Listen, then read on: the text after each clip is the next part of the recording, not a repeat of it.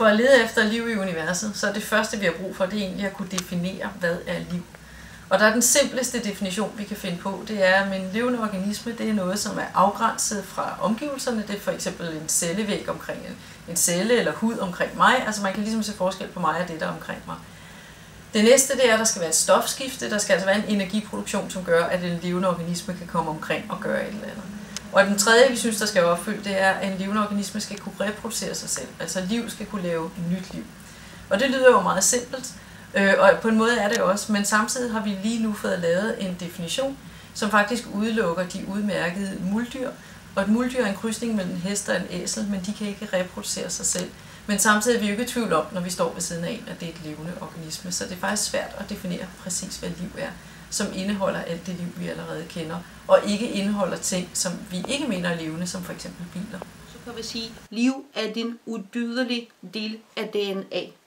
Og det er en celle, som skal både kan optage energi, fordøje den, fordele sig, videregive den information, som den indeholder, og formidle sig til at viderebringe sin kode, som den har. Det er definitionen på liv, som vi forstår det. Jeg er ret sikker på, at der må være liv andre steder i universet, også selvom vi slet ikke har nogen beviser for, at der er liv andre steder. Men vi har inden for de sidste 15 år fundet 2.000 planeter omkring andre stjerner. Så vi er nu der, hvor vi tænker, at alle stjerner bliver simpelthen skabt med en eller flere planeter omkring sig.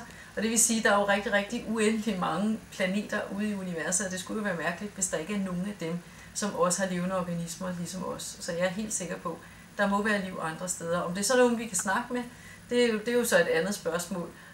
Det er ingen tvivl om, at det er andre liv og også andre tænkende liv derude. Hvis de har en teknologi til at komme på besøg, så vil det også have en måde at kommunikere med os på. Hvis vi finder noget liv i vores solsystem, vil det være meget primitiv former for liv. Vi vil ikke finde intelligent liv.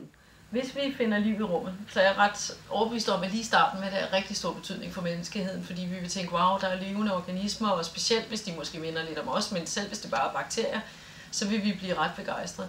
Men så tror jeg egentlig, at vi hurtigt vil vende os til det. Altså ligesom dengang Columbus sejlede ud og fandt Amerika, og så var der indianer i Amerika. Det var man ret begejstret for lige i starten.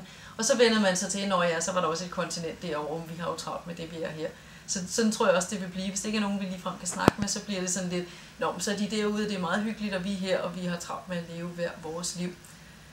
Der er nogen, der har spekuleret på, om det kan betyde noget for folks tro på Gud, at der kunne være liv andre steder. Fordi så vi er jo skabt i Guds billede, og hvis der er liv andre steder, hvad har Gud så skabt? Og der er jo mange præster, der siger, jamen hvis Gud er almægtig, hvorfor så ikke kunne skabe liv mange steder? Så det har de egentlig ikke nogen problemer med. Og jeg tænker, jeg er helt sikker på, at der må være liv